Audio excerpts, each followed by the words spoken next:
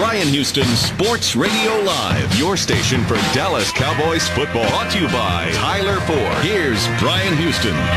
Hey, welcome back. Glad to have you here for the second hour of the show today. And again, thanks to Will Nouse from Be Seen Magazine for sitting in with us in the first hour. Rangers win 10-6 over the New York Yankees, avoid the sweep. Thank goodness for that. We will be talking about that in just a few minutes. In the meantime, right now, let's go to the APEC VIP hotline, cutting-edge training for the serious athlete. APECGo.com. Joining us right now from CBS 11 and also Channel 21 out of Dallas, Gina Miller. How you doing, Gina? I am excellent. Thank you. How are you guys doing? Doing very well. Thank you very much for coming on with us. You got friends around here in East Texas? Oh, my parents have a place in Mineola. Really? Okay. Yeah, right. Yeah. So you've been to the East Texas Burger Company then? Oh, yes. I like their sweet potato fries, and many times that's one of the few restaurants that is open for us. So we have indulged quite a few times. We live just a couple miles from there. Outstanding. Well, we're glad to give a shout out to the folks if you'd like, assuming they hear. All right, you were in Oxnard last week, is that right? It was, and I'm lamenting the fact that I'm back in Dallas, trust me, because it was like a working vacation. The weather was so perfect out there. Listen, we were out there 2 weeks ago, and I would send pictures of the temperature on my phone every day back to East Texas, so that everybody would hate me when I got back, because it was 68, 69 degrees, every day. And you come back here, and it's 110 in the shade, so I know exactly what you're saying there, so...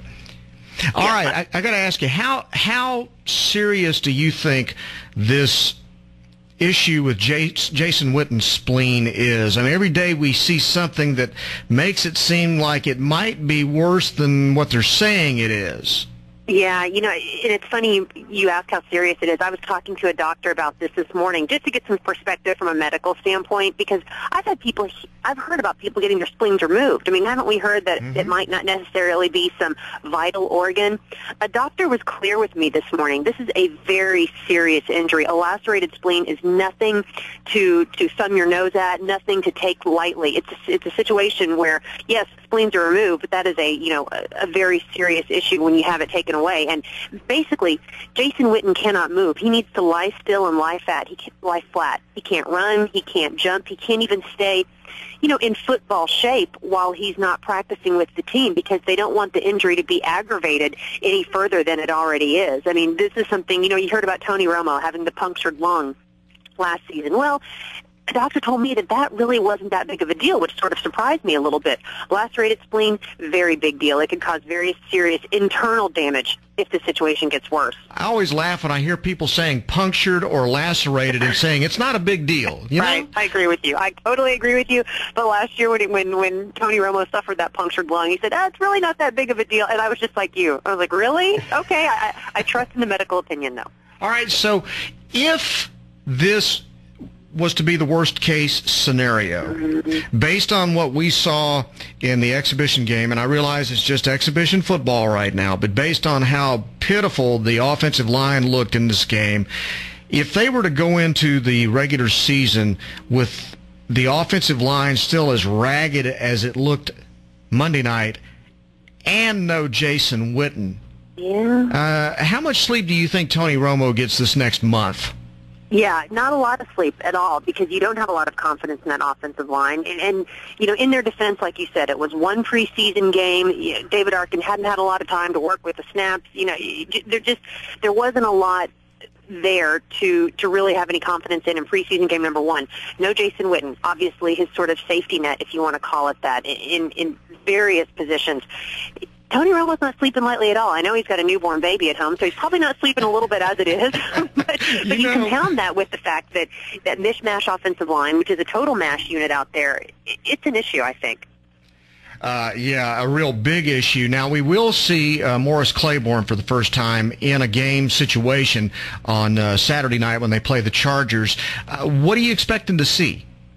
I'm just looking forward to seeing how he responds to being in an NFL-type setting, in an NFL game. We haven't seen him, as you know, truly fully go and work out. I left before he got to practice in full pads. He says he's comfortable. I've heard so much that while he watches practice, he is very involved in what goes on in the meeting rooms, and he mentally takes his reps. Well, I want to see if that is in fact the case. I want to see how smart of a player he is. I want to see how well he can cover. I think we know what we've got with Brandon Carr because he just impressed the heck out of me.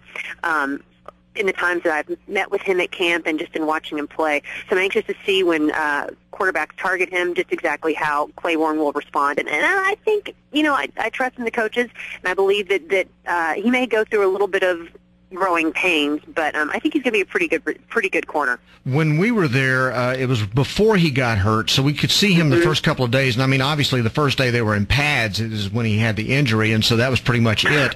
But watching him, every time there was a drill, I mean, he raced to find Dez Bryant. He wanted to take on the biggest, baddest man on the planet in every, series that he had an opportunity.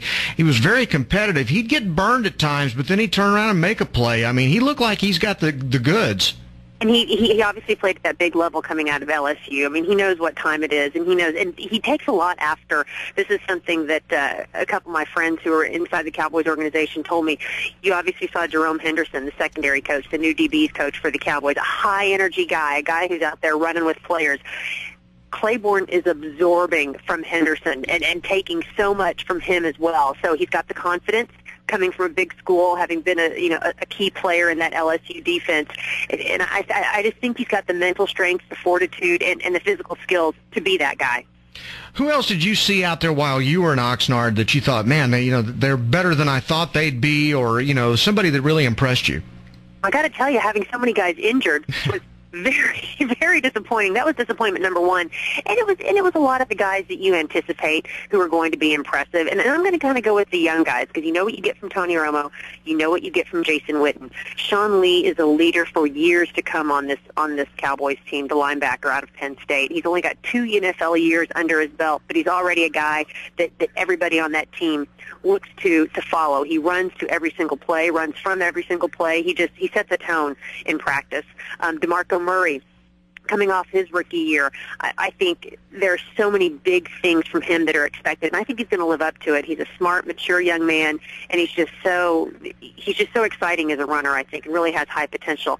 Victor Butler, I love him. I love what he brings to the table. And also Tyrone Crawford, when you look at young guys, he's a young guy who Jason Garrett actually singled out as a young man who really kind of gets it. Because when you throw a young guy into the NFL environment, training camp, life in the league is so different. When you throw them into that environment, they are literally learning things at a pace at which they have never learned things before. And he said Crawford, the young man out of Boise State, the defensive end, he gets it. And I think he's a guy who could be a player for this team for a couple of years to come. Good deal. All right, Gina Miller from, again, CBS 11 and TXA 21, and she does the pregame shows on all the Rangers, Stars, Mavs games and so forth.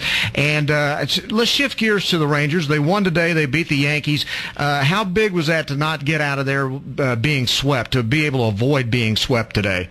I think it was huge. I mean, just from a mental standpoint, and I say that with a little bit of an asterisk because this is one of the most mentally strong teams I've been around. They are so good at living up to the cliche. What do you hear every single professional athlete say? We're taking it day by day. We're not looking past this. We're not looking ahead of us.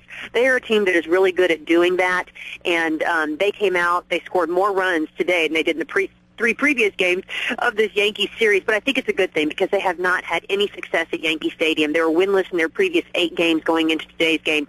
Just from that standpoint alone, I think if these two teams see each other later on down the road, if you know what I mean. Mm-hmm. I know the Yankees are thinking of payback for what happened in 2010. I think this was definitely big for the Rangers, and just to have a little bit of momentum going into Toronto, I think that was a big deal. It was a huge win from that perspective, and I'm with you. I mean, it's going to be curious to see if the Yankees are in the Rangers' heads when they get into the playoffs, because it looks like they're headed on a collision course right now. A couple of things I had to ask you about. What did you think about Wash deciding to put Olt in right field today, given the limited amount of experience he had? Well, and I know Wash is thinking, I know his philosophy. When Mike Olt was called up, I asked Wash about this, the young man getting the chances. And what does Wash say? It's baseball. It's baseball. He go the way baseball go. You see ball, you hit ball. You see ball, you catch ball. And that was just, Mike Olt is a baseball player, and Wash was putting him in a position to do what baseball players do. And I'm paraphrasing Wash poorly. I do him no justice when I quote him, and he's one of my favorite men to quote. But he would not put a guy in a situation he did not feel that player couldn't be successful. Okay. Where do you stand on the Michael Young situation right now? He's really struggled. Yeah, I am of the belief that Michael Young, throughout the course of his career, has done what he has done. He has been so consistent. He's been the Rangers' Mr. Reliable, and you have to think that his body of work speaks for itself. And at some point, you would like to think that he is in fact going to break out of what has become not just a slump, but a season of not Michael Young level of play. To that end, you almost think that Wash is giving him the benefit of the doubt. Now, it really hasn't cost them from a win standpoint. I mean, look, they're battling for the best record in the league, and they have had injury after injury. They've dealt with Michael Young not playing up to the level we've all grown accustomed to him playing. They've dealt with a Josh Hamilton slump of epic proportions. They've dealt with a slew of pitchers getting injured, including losing two of their pitchers who are in the starting rotation to begin the season. So I would like to think that Wash is kind of going with the guy who got them where they are. And I understand a lot of fans have a problem with this. I personally don't, though. Gina Miller from CBS 11 and TXA 21 on Bryan Houston Sports Radio Live on 99.3 Talk FM. I've been reading a lot of things. I'm sure you've seen the same articles talking about which pitchers you might put in the rotation when it came time to pick 4 starters to go into the playoffs. And I mean, I've seen the suggestion that Yu Darvish wouldn't be in the rotation, or that, Dempster wouldn't get in. I mean, if you were going to pick 4 starters right now, who would they be?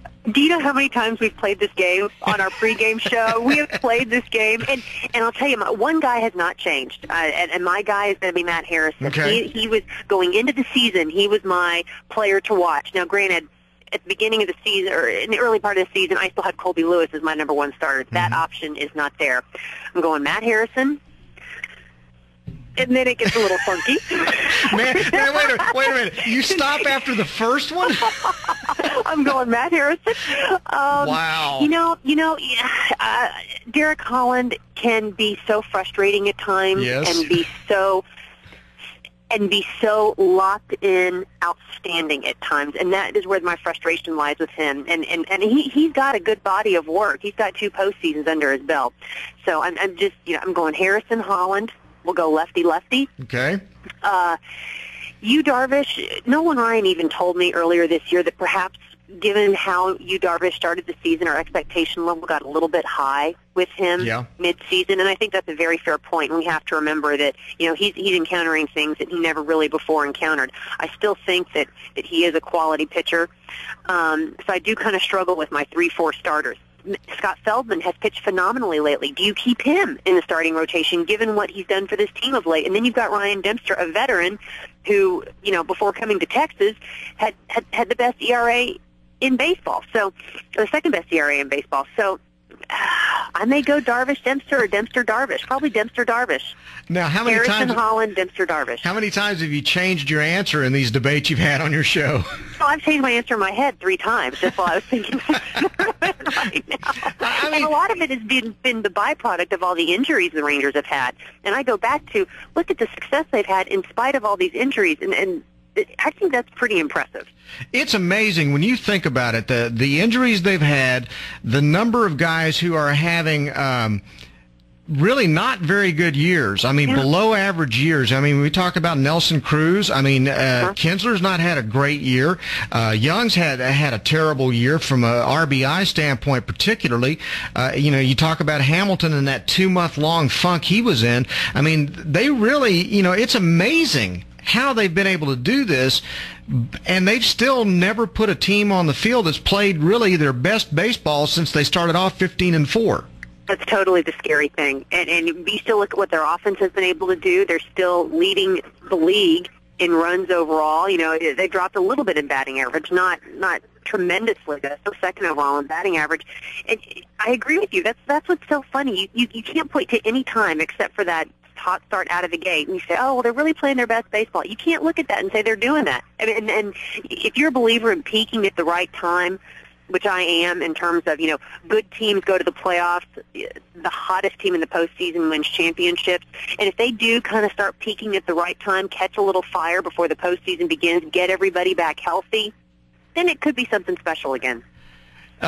Which would you have your money on more likely, the Cowboys breaking even at 8-8, or the Rangers actually going far into the maybe to the World Series again for the third year? Another question we have debated quite a bit. My money just. I think the Cowboys can do something special this year. Really? And when I say special, I say maybe go 10-6 and win a playoff game. That would be pretty incredible, actually. Given their 6-10 and 8-8 the past two seasons, yeah. If they stay healthy, I think the Cowboys addressed their needs in the secondary. I do think the second season under Rob Ryan will make a difference. The Cowboys defensive coordinator, the second season under him, I think they are on the right track. That being said, I think it's going to be very, very difficult for the Rangers to get to the World Series a third straight time. Very. If they do, in fact, do that, my money would be on them, given that they've been there and they've done that and they've gotten so close and gotten so hungry. I wouldn't be surprised if the Rangers do win a series and make it to the championship series. It's just going to be who's the hotter team at that particular point. Yeah, and which of your four starters, and who who are you going to pick to throw the big game? That's the question there. That drives you crazy. I'm riding Matt Harrison. Okay. I am. All right. I think he's gotten his little bit of struggles out of the way. He did not want to come out of that game yesterday. You guys saw that game. He did not want to come out yesterday.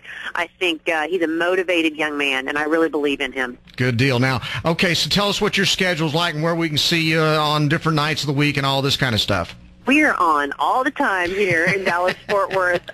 We do an hour-long show here in Dallas from 6:30 to 7:30 on TXA 21. It's the fan sports show. It's an hour's worth of local sports coverage. So obviously tonight it's very, very Cowboys heavy with the Jason Witten injury, which I think is just so devastating and then has a lot of fallout, a domino effect beyond that. Tomorrow night we are back with our Rangers coverage on TXA 21 with Texas Rangers Friday Night Baseball starting at 6 o'clock. 5:30 with our pregame coverage starting at 5:30. And then once football season gets going, we do Cowboys Game Day Sunday mornings on CBS 11, the Fan Sports Show again Monday through Friday at 6:30 on TXA 21. We do Mavs pregame coverage and postgame coverage, Dallas Stars pre- and postgame coverage. Gee. So we kind of have you covered here for every aspect on TXA 21 and CBS 11. Well, I hope they don't overwork you there. Okay, you need to be able to get to Mineola once in a while and get a burger, okay? Exactly. You can ride the horses, have some sweet potato fries and a hamburger at the burger company. I agree with you. And then you find time to run marathons in the midst of all this. That's nuts. I haven't had a lot of time to do that lately. That newborn baby at the house of my own has kind of cut into that time a little bit. Use that kid as a real good excuse to stay out of the heat right now, okay? You are not lying there. I certainly am. Hey, Gina, thank you. Really appreciate you coming on. We enjoy your work and been watching it for years and years, all the way back to the Channel 8 days and the Silver Star stuff. So thanks very much for coming on with us today. Thank you for having me anytime. This is a lot of fun. I enjoyed it. Thank you very much. Good talking to you. Care. Gina Miller from CBS 11 and TXA 21. Nice lady. Very nice. Very nice lady. And knows her stuff, too. No question about it. Oh, yeah. All right, we're going to take a sports flash right now with Craig Smoke on 99.3 Talk.